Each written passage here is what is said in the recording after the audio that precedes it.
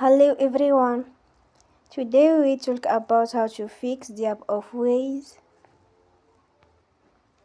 We will go to settings, then we click on apps.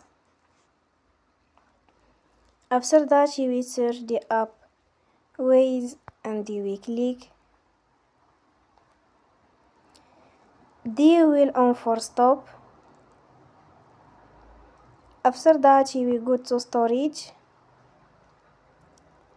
Then we click on clear cache.